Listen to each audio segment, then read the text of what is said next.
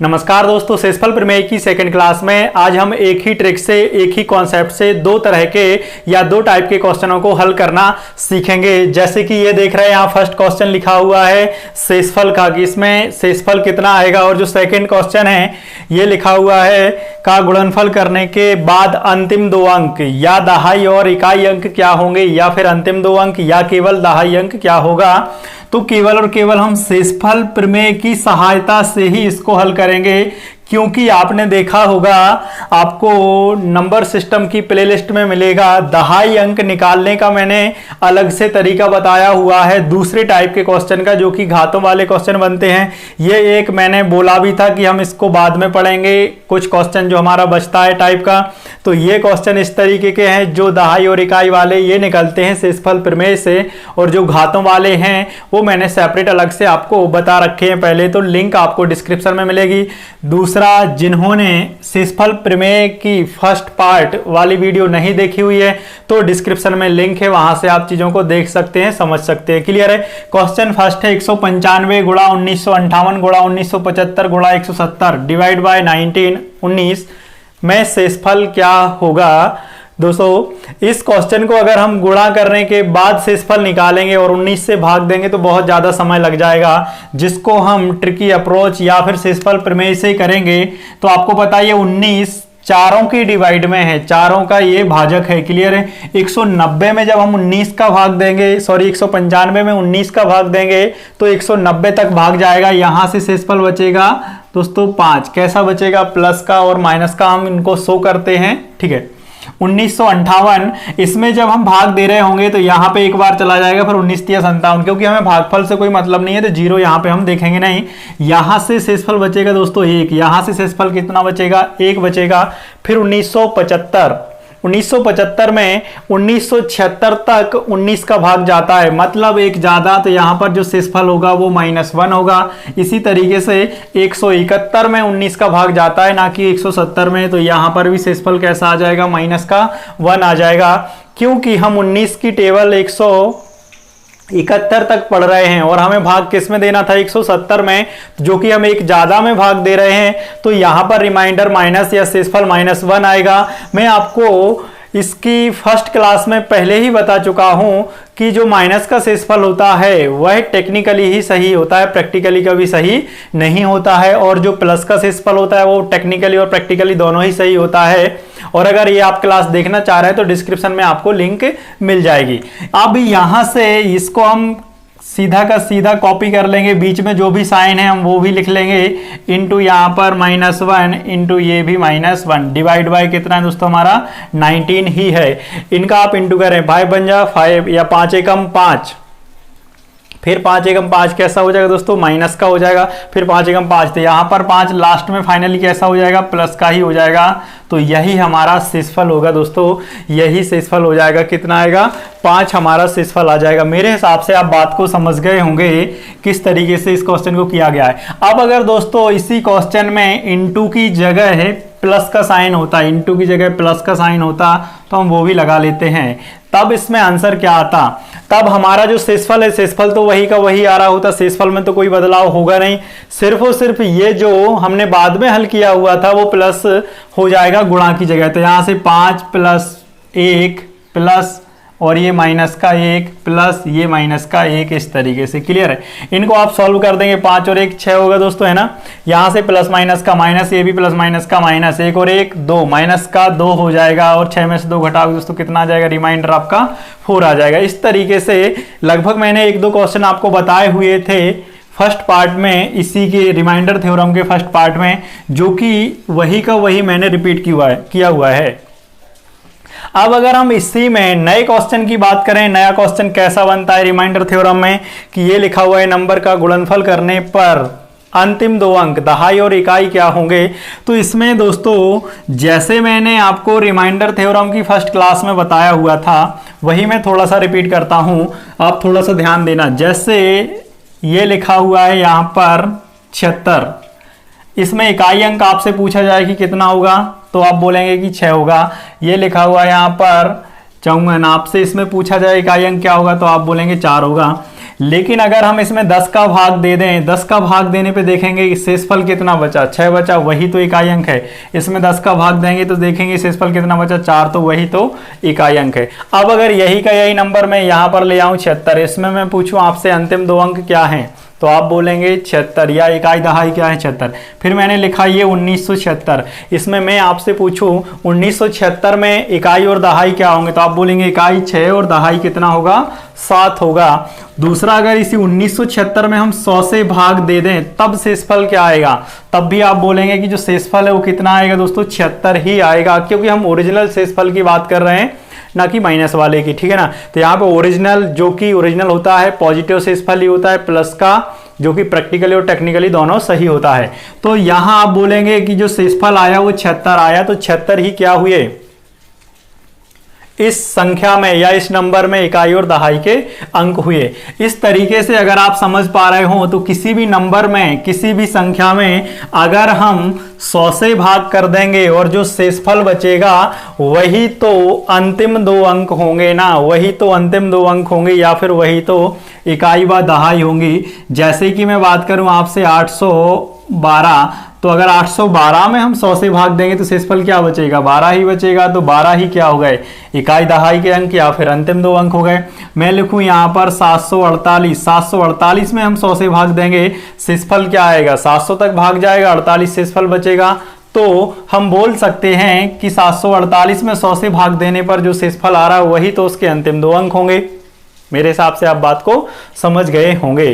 तो इस वाले नंबर में हम शेषफल प्रमेय की हेल्प से या शेषफल निकाल के अंतिम 2 अंक बताएंगे, क्योंकि अंतिम 2 अंक निकालने के लिए वैसे तो हम अंतिम 2 अंकों का गुणा कर देंगे तब भी आ जाएंगे, लेकिन ये कैलकुलेशन आपको अगर माइनस मार्किंग है एग्जाम में तो लगभग आपको 10 से 15 या 20 सेकंड में हल करके बताना है, और इस ट्रिक या इस कॉन्सेप्ट की सहायता से आप मात्र 5 सेकंड में इसका आंसर कर देंगे। देखिए किस तरीके से, ये जो मैंने ब्रैकेट लगाया हुआ है या गोल, इससे कोई मतलब नहीं है। अब हमको करना क्या है, 100 से भाग देना है इस पूरे के पूरे नंबर में, और 100 से भाग देने पर देखना है कि शेषफल क्या आएगा, और जो शेषफल आएगा उनका आपस में बाद में गुणा कर देना है, ठीक है ना। 6398 में जब हम 100 से भाग देंगे तो दोस्तों शेषफल आएगा 98, लेकिन हम कैसा लिखेंगे, छोटा शेषफल लिखेंगे, चाहे वो प्लस का हो चाहे वो माइनस का हो, जो कि मैं आपको बता रखा हूं पहले पार्ट में शेषफल प्रमेय के। 6398 में जब हम 100 से भाग देंगे तो एक तो 98 शेषफल बचेगा, एक माइनस का 2 बचेगा, तो हम माइनस का 2 ले लेंगे, क्योंकि हम 6398 में भाग ना देके हम सीधा 6400 में भाग दे रहे हैं, और जब हम 6400 में भाग दे रहे हैं वो तो नंबर हमारे पास है ही नहीं, हमारे पास तो 6398 है, तो हमने 2 ज्यादा तक भाग दिया तो वो -2 इस तरीके से लिख लिया। जब हम 97 में भाग देंगे तो 100 में, जब 100 का 97 में भाग देंगे तो 97 ही तो शेषफल है, लेकिन अगर हम 100 तक भाग दे दें तो यहाँ पर -3 शेषफल आ जाएगा। इसी तरीके से 796 में जब हम 100 का भाग देंगे तो 96 ही शेषफल है ये वाला, लेकिन हम छोटा शेषफल लेंगे जो कि क्या है, -4 है, ठीक है ना। अब 902 में जब हम 100 का भाग देंगे तो यहां से तो साफ दिख रहा है शेषफल क्या आ जाएगा दोस्तों, +2 आ जाएगा। अब बीच के हम साइन भी इधर ही पुट कर लेते हैं ताकि हमको ज्यादा ना लिखना पड़े, इस तरीके से, ये देखिए क्लियर है, ठीक है। अब अगर यहां पर हम 97 ले लेते 96 और यहां 98, तो मतलब क्या निकला, फिर तो इससे अच्छा हम गुणा ही कर लेते जिसमें हमको वो काफी ज्यादा समय लगता। 2 का 3 गुना 6 दोस्तों कैसा हो जाएगा, प्लस का हो जाएगा, 6 का 4 गुना 24 कैसा हो जाएगा, माइनस का, 24 दूनी 48, ये कैसा आया दोस्तों, माइनस का। क्या माइनस का शेषफल हो सकता है कभी, बिल्कुल नहीं हो सकता, क्योंकि माइनस का शेषफल केवल और केवल टेक्निकली सही है, प्रैक्टिकली सही नहीं है। तो मैं आपको पहले ही बता रखा हूं कि आपको हमेशा कभी भी अगर माइनस का शेषफल आ जाता है किसी भी टाइप के क्वेश्चन में तो हमको भाजक में से घटाना पड़ता है। तो भाजक कितना है दोस्तों, हमारा 100 है, 100 में से हम 48 घटाएंगे तो जो हमारा ओरिजिनल शेषफल वो कितना आ जाएगा, 52 आ जाएगा, ओरिजिनल शेषफल 52 आ जाएगा। तो क्या हम इस क्वेश्चन में शेषफल निकाल रहे थे या शेषफल हमको आंसर करना था, बिल्कुल नहीं करना था, हमारे लिए अंतिम 2 अंक चाहिए थे। तो ये हम शेषफल प्रमेय की सहायता से अंतिम 2 अंक निकाल रहे थे, जो कि अंतिम 2 अंक हमारे 52 होंगे, या फिर इसमें केवल दहाई अंक पूछेगा तो क्या होगा, 5 होगा। वो भी कैसे, इस पूरे नंबर का गुणा करने पर दहाई का अंक क्या आएगा, 5, अंतिम 2 अंक 52 और इकाई का अंक 2 आएगा। क्लियर है, मेरे हिसाब से आप बात को बहुत अच्छे से समझ गए होंगे। चाहें तो आप इसको गुणा करके चेक भी कर सकते हैं। तो ये जादू किस वजह से संभव है, ये है शेषफल प्रमेय की वजह से संभव। क्योंकि आपने देखा था हम लोगों ने जब अंतिम 2 अंक पढ़े हुए थे तो घात वाले पढ़ लिए थे, लेकिन ये गुणा वाले नहीं पढ़े हुए थे। गुणा वाले पढ़ने के लिए मैंने आपको बोला था कि अपन शेषफल प्रमेय में पढ़ेंगे। एक और क्वेश्चन देखें हम, 12,899 गुणा 96 गुणा 97 में अंतिम 2 अंक, गुणनफल के बाद अंतिम 2 अंक, चाहे तो आप आंसर कर सकते हैं या फिर दहाई व इकाई का अंक। अगर आपको बात समझ में आ गई तो आप जल्दी से आंसर कर सकते हैं दोस्तों, ठीक है ना। तब तक मैं एक क्वेश्चन और लिखता हूँ, ये 3 नंबर है और ये हमारा क्वेश्चन नंबर है 4, क्लियर है। 4 नंबर क्वेश्चन में 1528 गुणा 1752 गुणा 901 या 9101 और यहाँ पर आपका 907 इस तरीके से, क्लियर है। इसको अगर हम भाग दे रहे हैं दोस्तों 5 से, तो इसमें रिमाइंडर क्या होगा, इसमें रिमाइंडर क्या होगा, शेषफल क्या होगा, इसका भी आप आंसर लगा सकते हैं कमेंट बॉक्स में। देखिए क्वेश्चन नंबर 3, क्वेश्चन नंबर 3 कह रहा है 12,899 गुणा 96 गुणा 97 में अंतिम 2 अंक क्या होंगे। अब अंतिम 2 अंक क्या निकालने के लिए आप इन दोनों 2 अंकों का सभी का गुणा कर दें, अंतिम 2 अंक आपके आ जाएंगे। और आपको इस लंबी कैलकुलेशन से बचना है तो क्या करना होगा, 100 से डिवाइड। 100 से डिवाइड करने पर जो शेषफल आता है वही तो क्या है, अंतिम 2 अंक ही होते हैं। जैसे कि मैं आपसे बोलूं कि यार 108 में हम 100 से भाग देंगे तो शेषफल क्या बचेगा, 8 बचेगा। लेकिन अगर हम अंतिम 2 अंकों की बात करें तो क्या होंगे, 08 होंगे, क्लियर है, 08 हो जाएंगे, ठीक है। क्योंकि इसके आगे कोई अंक नहीं है तो ये 08 इस तरीके से आपका आ जाएगा, ठीक है। मेरे हिसाब से आप बात को समझ रहे हो। अब 12,899 में आप 100 का भाग देंगे तो शेषफल 99, लेकिन हम वो नहीं लेंगे, हम छोटा लेंगे तो ये -1, यहाँ पर -4, क्योंकि 96 ही शेषफल है 100 से भाग देने पर। लेकिन यहाँ पर हम बात कर रहे हैं छोटे शेषफल की, चाहे वो प्लस का हो चाहे माइनस का। यहाँ पर -3 आ जाएगा क्योंकि 97 ही शेषफल है। इनका आपस में गुणा कर देंगे आप, 4 एकम 4 या 1 चौके 4, ये कैसा हो जाएगा, प्लस का हो जाएगा, 4 का 3 गुना 12, ये हो गया माइनस का। जब कभी भी शेषफल माइनस का आता है तो उसे हम भाजक से घटा रहे होते हैं, 100 माइनस 12, तो अंतिम 2 अंक क्या आ गए दोस्तों हमारे 88, क्योंकि 100 से भाग देने पर जो इसमें शेषफल आया वही क्या है, अंतिम 2 अंक है। इस तरीके के क्वेश्चन दोस्तों बहुत आते हैं प्रीवियस एग्जाम में, कई बार रिपीटेड क्वेश्चन है और आगामी सभी एग्जामों की दृष्टि से बहुत ज़्यादा IMPA भी है, तो आप इग्नोर ना करें और चीज़ों को बहुत अच्छे से सीखें पढ़ें। अब 4 नंबर क्वेश्चन है दोस्तों हमारा 1528 गुणा 1752 गुणा 9101 गुणा 907 में 5 से भाग देने पर शेषफल क्या होगा।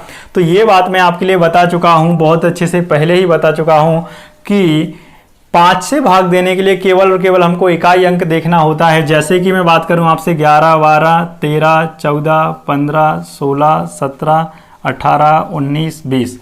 11 में 5 से भाग दोगे शेषफल 1, 12 में दोगे 2, 13 में दोगे 3, 14 में दोगे 4, 15 में दोगे शेषफल क्या आएगा 0, 16 में दोगे शेषफल 1।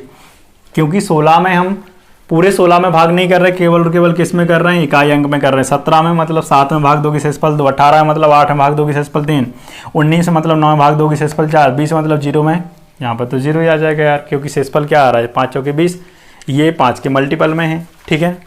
क्योंकि 5 का भाग इकाई में 5 और इकाई में 0 वाले में हमेशा चला जाता है। तो इस तरीके से अगर डिवाइड बाय 5 है कभी भी क्वेश्चन में, तो आपको केवल और केवल इकाई में भाग देना है, इकाई में भाग देना है हमारे लिए, और किसी नंबर से कोई मतलब नहीं है हमारे लिए, किसी नंबर से कोई मतलब नहीं है, ठीक है। यहाँ पर आप भाग देंगे शेषफल का 3 आ जाएगा, सॉरी प्लस का 3 आ जाएगा, यहाँ पर प्लस का ही 2 आ जाएगा, और यहाँ पर 1 प्लस का, और यहाँ पर कितना आ जाएगा, प्लस का 2 आ जाएगा। क्योंकि 5 से भाग दे रहे हैं तो जनरली हम प्लस का ही लेंगे। 3 का 2 गुना दोस्तों कितना हो गया यहाँ पर 6, 6 का 1 गुना 6, 6 का 2 गुना 12, 12 में आप फिर से 5 का भाग दे दें, शेषफल कितना आ जाएगा दोस्तों 2 आ जाएगा। क्योंकि कभी भी भाजक से बड़ा अगर गुणा करने पर, जोड़ने पर शेषफल भाजक से बड़ा आता है तो शेषफल कभी भी भाजक से बड़ा नहीं हो सकता। अगर 5 से हम किसी में भाग दे रहे हैं तो 5 से बड़ा शेषफल क्या हो सकता है, कभी नहीं हो सकता। तो हम फिर से भाजक से भाग दे देंगे और जो हमारा शेषफल आएगा वही हम ले लेंगे, ठीक है ना। ये क्वेश्चन मेरे हिसाब से कोई ज्यादा बड़ा नहीं है, लेकिन आपको पता होना चाहिए कि टेक्निक इसकी ये है, ट्रिक इसकी ये है। आप ऐसे भी कर सकते हैं, 8 दूनी 16, ठीक है। तो 16 और यहाँ से 1 ही बच रहा है, गुणा यहाँ पर 7 बच रहा है, ठीक है ना। यहाँ पर शेषफल 1 और यहाँ पर 2, 2 एकम 2, कितना आया, तब भी 2 ही आ रहा है। तो ये तो थे दोस्तों क्वेश्चन बहुत ही सिंपल, जो कि मतलब नॉर्मल कैलकुलेशन के थे, सिंपल कुछ नहीं थे। टफ तो क्वेश्चन वैसे भी हैं। अब देखते हैं क्वेश्चन बहुत अच्छा जो हमारा क्वेश्चन नंबर 5 है, क्वेश्चन नंबर 6। क्वेश्चन नंबर 5 दोस्तों कुछ इस तरीके से 10 पर 1 की घात, 10 पर 2 की घात, 10 पर 3 की घात, इस तरीके से ये सीरीज जा रही है 10 पर 11 की घात। क्लियर है, 10 पर 11 की घात। इस पूरे के पूरे नंबर में 6 से डिवाइड करने पर शेषफल क्या आएगा, 6 से डिवाइड करने पर शेषफल क्या आएगा, हमारा 6 नंबर। और इस वीडियो का लास्ट क्वेश्चन है 10 पर 1 की घात, 10 पर 2 की घात, 10 पर 3 की घात, इस तरीके से ये 10 पर 100 की घात डिवाइड बाय 6। इसमें भी रिमाइंडर क्या होगा, इसमें भी रिमाइंडर क्या होगा दोस्तों, आप बिलीव नहीं करेंगे, ये क्वेश्चन बहुत बार रिपीटेड है एग्जाम में, बहुत बार, मतलब मोस्ट आईएमपी क्वेश्चन आप इनको बोल सकते हो। अब देखिए यहाँ पर 10 पर 1 की घात है, 10 पर 2 की, 10 पर 3 की, ठीक है।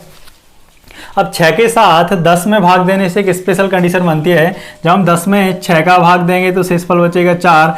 फिर क्योंकि 10 पे 1 की पावर थी और 10 पर 2 की पावर, मतलब 100 में हम 6 का भाग देंगे तो 96 तक 100 का भाग जाएगा, शेषफल बचेगा 4। और 10 पर 3 की घात है, 10 पर 3 की घात है तो 1000 में जब हम 6 का भाग देंगे दोस्तों तो ये भी आपका कहाँ तक चला जाएगा, 996 तक चला जाएगा, तब भी रिमाइंडर कितना बचेगा, 4 बचेगा।